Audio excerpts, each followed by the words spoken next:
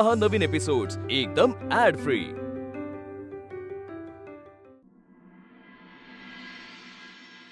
वहिनी congratulations. Thank you. दादा पाहिजे होता यार आता। थांब या सगळ्यांना तर सांगू। माई मावशी, माई मावशी। अरे असं कसं मावशी ये लवकर। काय रे? थांब जरा सगळ्यांना होते। काय झालं? वल्ली आप्पा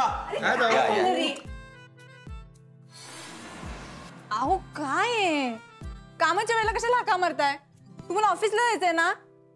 अगं ऐक तर बातमीच इतकी छान आहे। काय रे? ऑफिस मध्ये परत काही पराक्रम गाजवलायस का? मी काही पराक्रम वगैरे गाजवला नाहीये, पण वहिनीचा खूप मोठा सत्कार होणार आहे। तिला खूप मोठा एक पुरस्कार मिळणार आहे, यशस्वी महिला उद्योजिका म्हणून। हो का? अप्पा नमस्कार। आयुष्यमान भव। अगं बाई आहेस माझी सून, खूप गुणी, कर्तबगार। मावशीबाई, आता सुनबाईंचं नुसतंच कौतुक करणार आहात का त्यांचं तोंड गोडही करणार आहात? हो थांब थांब थांब आले ग बाई। वा, होणाऱ्या सुनबाई अभिनंदन हो तुमचं, अगदी मनापासून अभिनंदन। हे घ्या, हे घ्या, हे माझ्याकडनं तुम्हाला बक्षीस। भरपूर खाऊ घ्या याच्यातनं। अरे काय अप्पा, अशीच खूप मोठी हो आणि यशस्वी सुद्धा हो।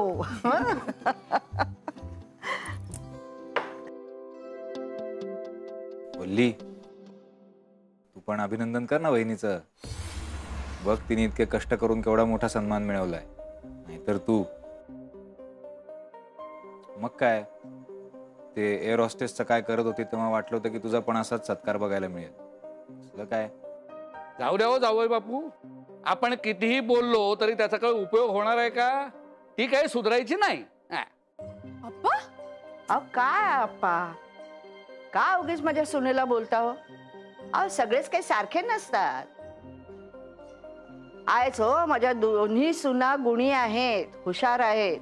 हा आता एक घरचं सांभाळते, एक बाहेर कर्तृत्व गाजवते। माई मावशी, फक्त तुम्हालाच कौतुक आहे माझं, आणि मला काय होणाऱ्या जाऊबाईंचं कौतुक नाहीये का?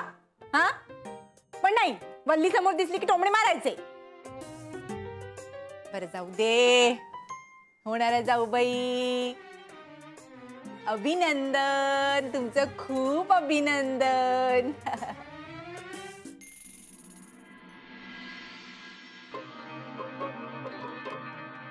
तुम्ही पिढा नाही म्हणजे विचारलं। तुला जशा वस्तूंनी पैसे मिळाले की आनंद होतो की नाही, तसं मला ह्या दोघांच्या खबरी मिळाल्या की आनंद होतो। सांगणार हो, म्हणजे सांगण्यासाठी झाले ना मी इथे। तेवढ्यासाठीच तोंड उघड। आकाशजी माफ करा, पण तुमची ती बायको आहे ना, महा आहे ती, महा माझ्या राशीलाच बोलली। ती वाड्यात आल्यापासून नुसतं माझा अपमान करतेय, नुसती अपमान करायची संधी शोधत असते। याला काय अर्थ आहे? वल्ली वल्ली वल्ली, तुला तुझ्या वेळेची किंमत नसली तरी मला माझ्या वेळेची किंमत आहे। फालतूपणा करू नको, मुद्द्याच्या गोष्टी बोल।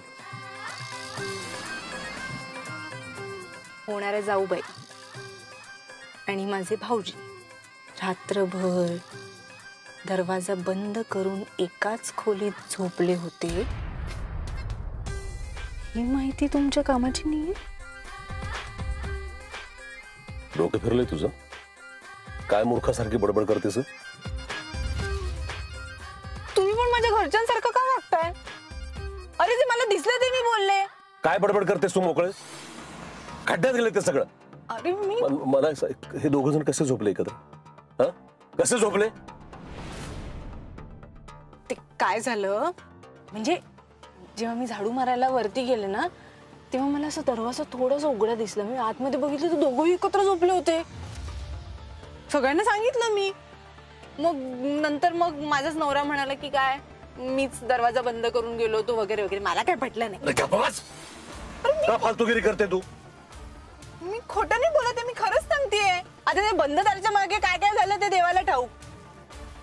पण आता मी सकाळी झाडू मारत होते तेव्हा दोघंही लोळत होते. आता बरोबर आहे, रात्री झोपायला उशीर झाला तर उठायला उशीर होणारच नाही. गप्प बस.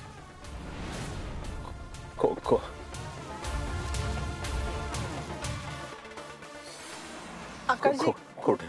मी खरं सांगते, आता मला जे दिसलं ते मी बोलले ना तुम्हाला. असं हो असं नाही होऊ शकत वल्ली. असं नाही होऊ शकत. हे सगळं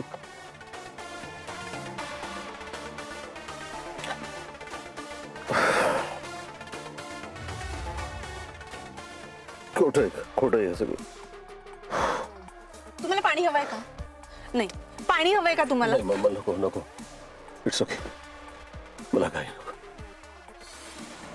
मी काय करू बोलले म्हणजे माझी बायको माझ्याकडे परत येईल सांग ना. माझी चूक झाली ग. माझा जो मूळ स्वभाव आहे ना त्यानुसार मी ऍक्च्युली तिच्या बरोबर वागायला हवं होते. मी माझ्या पद्धतीनेच मी तिला नवरा आहे ना, त्यानं माझा कंट्रोल मी तिच्यावरती नाही ठेवू शकलो. त्यामुळे तिची या गोष्टीची जाणीव नाही तिला राहिली की तिचा नवरा अजून जिवंत आहे म्हणून.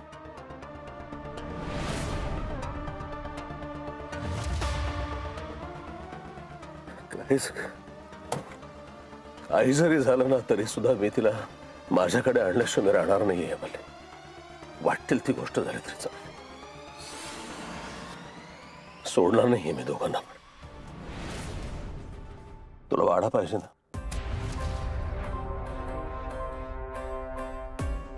चल दिला वल्ली,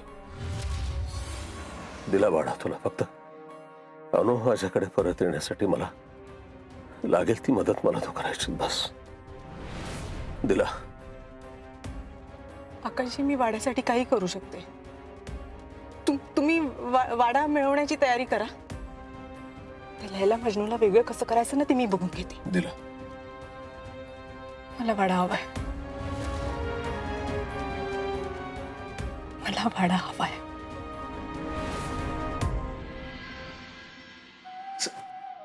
बस. एकबोटे सर, मी पाठवून दिले जरा कामासाठी बाहेर. मग मला का बोलवलं ते पटकन सांग, कारण माझ्या डेस्कवरही खूप कामं पडली. मलाही कामाचंच बोलायचं.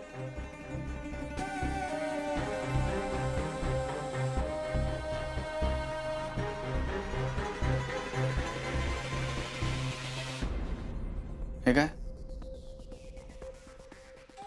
ब्लँक चेक आहे. ते मलाही दिसतंय. मला का देतोस? मला तुझा प्रॉब्लेमच कळत नाही. मला हे कळत नाही की तू नक्की हुशार आहेस की तू वेडाबिडा आहेस.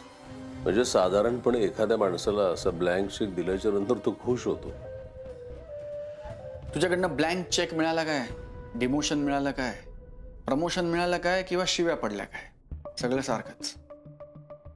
कारण तुझ्याकडनं मिळालेली कुठलीही गोष्ट चांगली असू शकत नाही हे मला नक्की माहिती आहे. या ब्लँक चेकच्या पाठीमागे ना एक संधी लपलेली आहे सौरभ. कसली? मला विकत घेण्याची? तुला? हो, कारण तू कोणत्याही थराला जाऊ शकतोस. स्वस्तातल्या गोष्टी खरेदी करण्याचा मोह आकाश जोशीला नाही, ही गोष्ट तुला चांगली ठाऊक आहे ना. तू कामाचं सांगणार होतास. कामाचंच बोलतोय मी. सौरभ, हा ब्लँक चेक म्हणजे आपल्या कंपनीचा चीफ फायनान्स ऑफिसर CFO हे बनण्याची संधी मी तुला देतो. मला नकोय. तुझा प्रॉब्लेम काय माझ्या लक्षातच येईना. लिही ना. तुला जी अमाऊंट ह्याच्यावरती लिहायची ती लिहिणार आहे बाबा. दर महिन्याला हा पगार मी तुला देत जाईल. आयुष्यातले सगळे प्रश्न सुटतील. तो मळका गळका त्या खोराड्यातनं बाहेर येशील.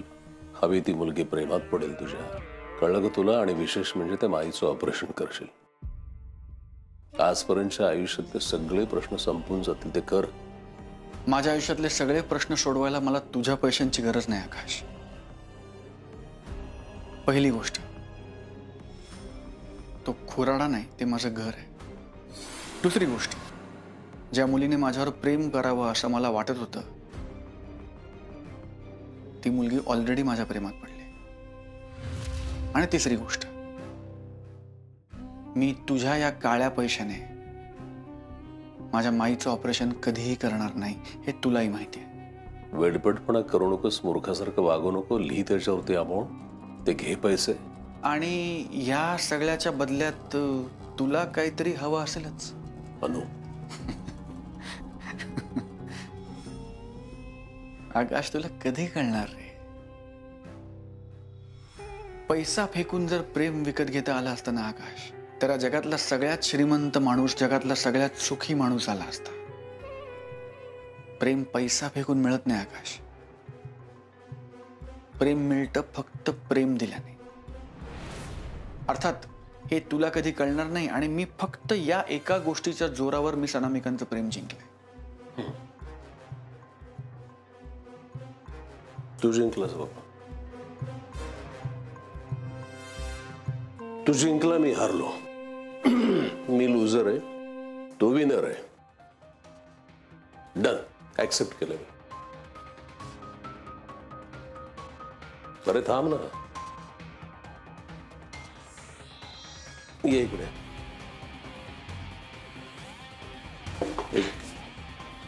एक काम करू आपण, हे जे CFO वगैरे जे काही प्रकरण आहे ना, ते खड्ड्यात गेलं. आपल्या कंपनीच्या वतीनं आपल्या कंपनीमधला एक प्रामाणिक इमानदार एम्प्लॉय, त्याला कामासाठी बाहेर म्हणजे USAला पाठवायचं. आहेस जायला तयार? काय झालंय, मला बरेच दिवस झालं एक जण माझ्या मागे लागला होता. सो मला असं वाटतं की माझ्या वतीनं तुला जायला काही हरकत नसेल.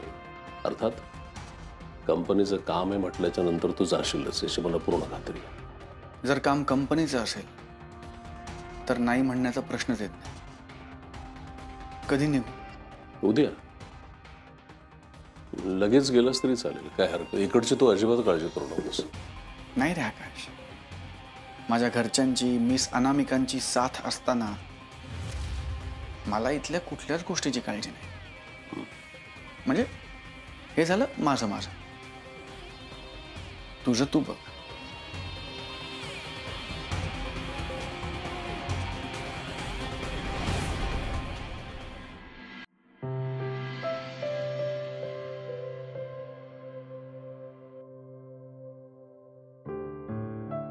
सचू, पुढचे काही दिवस मी घरी नसणार आहे.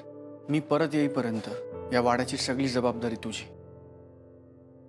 माई मावशी, आप्पा, वल्ली, मिस अनामिका या सगळ्यांची काळजी तू घ्यायचीस. माई मावशी आणि आप्पांची औषधं, वल्लीला काय हवंय नकोय ते, आणि मिस अनामिका या सगळ्यांवर तू लक्ष ठेवायचं सचू. मी तुझ्या भरोशावर हे सगळं सोडून चाललोय. आणि सगळ्यात महत्वाचं, काहीही झालं तरी आकाशला या वाडाच्या जवळ फिरकू देऊ नकोस. मला त्या माणसाची सावली आपल्या घरावर नकोय. मी आहे ना दादा, का काळजी करतोयस? सगळ्यांचं व्यवस्थित बघीन मी. आणि त्या आकाशला वाड्याच्या आसपासही फिरकू देणार नाही. नील, मी परत येईपर्यंत तू पूर्ण वेळ मिस अनामिकांच्या बरोबर राहायचंस. फक्त ऑफिसमध्ये नाही, साईट व्हिजिट्स, मीटिंग्स, सगळीकडे. जितके वेळा होईल तितके वेळा पारिजातवर जा. जितका वेळ तिकडे घालवता येईल तितका वेळ पारिजातवर घालव. राधाकडे लक्ष ठेव, काकूंची काळजी घे. मी परत येईपर्यंत त्या तिघींची जबाबदारी तुझी. सर तुम्ही टेन्शन नका घेऊ, मी मॅमना 1 मिनिट सुद्धा एकटं सोडणार नाही. Very good. चंद्या, मी नसताना ऑफिसची सगळी जबाबदारी तुझी. दिवसातनं किमान 2-3 वेळा तरी ऑफिसला जा. सगळ्यांवर लक्ष ठेव, सगळ्यांची काळजी घे. आणि आकाशवर विशेष लक्ष ठेव. या दोघांच्या आधीपासून ओळखतोस तू आकाशला. तुला माहिती आहे तो किती सणकी आहे. तू अजिबात काहीच काळजी करू नकोस. तू ऑफिसची सगळी जबाबदारी माझ्यावर सोड. मी दर तासाला चहा द्यायला जाईल. फुल सिक्युरिटी असेल तिकडे आपली. थँक्यू चंद्या. बघितलं वहिनी, तुमची किती काळजी करतोय ते. अगदी गब्बर सिंग बनून आम्हाला एका लाईनीत उभं करून हाजरी घेतोय आमची. तसंच चाललंय ना त्याचं. ए मेरे सरदार. चंद्या, चेष्टा नको. तुम्हाला कळणार नाही मला आता कसं वाटतंय ते. दादा अरे समजतंय आम्हाला. मला राहून राहून असं वाटतंय की आकाश मुद्दामून मला आत्ता देशाबाहेर पाठवतोय. काहीतरी सुरू आहे त्याच्या डोक्यात. सौरभ,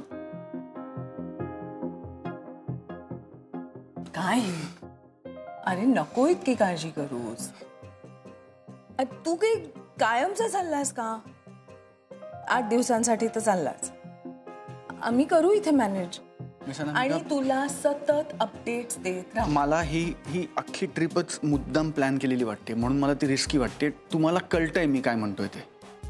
हो सौरभ, कळतंय मला. प्लीज काळजी करू नको.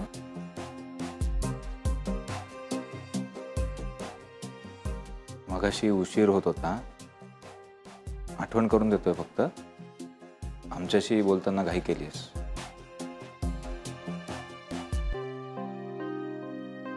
अरे तोच विचार करतोय मी की अरे बापरे उशीर होतोय. तेच. हो ना. चला निघूया.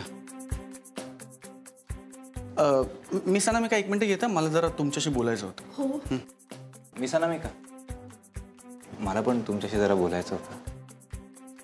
तुम्हाला एकदा शेवटचं भेटायचं होतं आणि तुमचं स्मितहास्य मनात साठवून घ्यायचं होतं. काय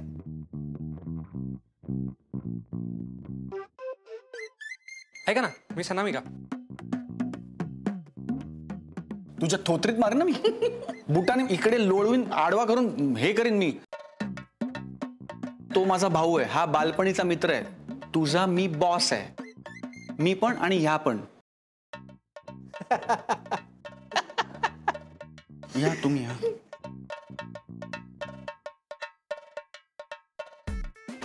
इकडे सचू. ते हे खूप वेळा होतं का माझं?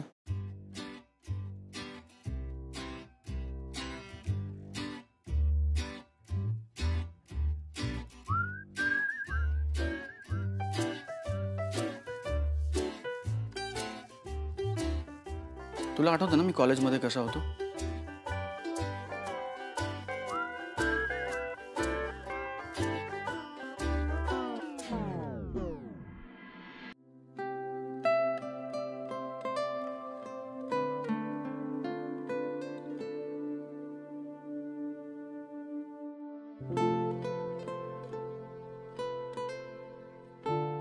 काय झालं पट्या?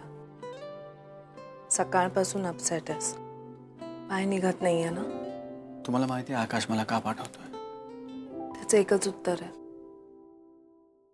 मुद्दाम उगाच पाठवतो. आपल्यात अंतर यावं म्हणून. वेडा आहे तो. या असल्या फालतू गोष्टीने आपल्यामधलं अंतर वाढणार आहे का?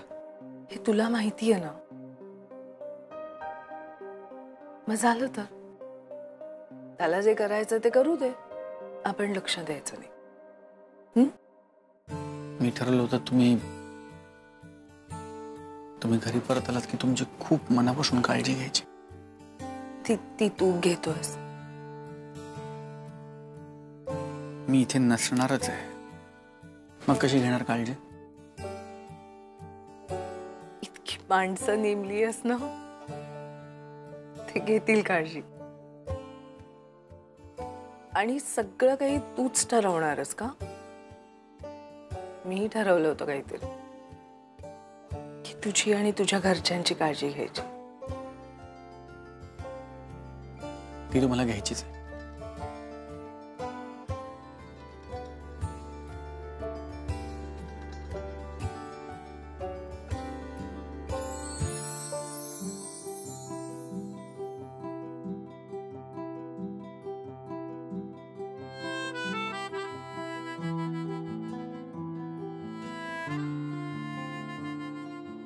आजपासून या घराची, या घरच्या सगळ्या माणसांची सगळी काळजी तुमची.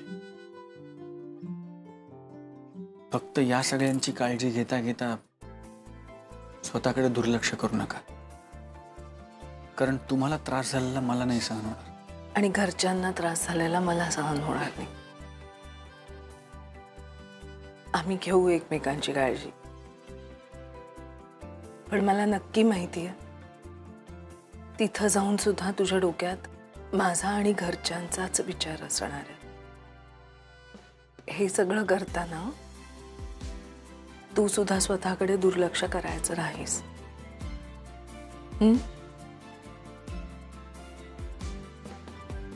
निघूया का? उशीर होईल ना खूप. मला नाही जायचं मी अनामिका. जावं लागेलच ना. मला इथेच बसून राहायचं असंच तुमच्या समोर आयुष्यभर.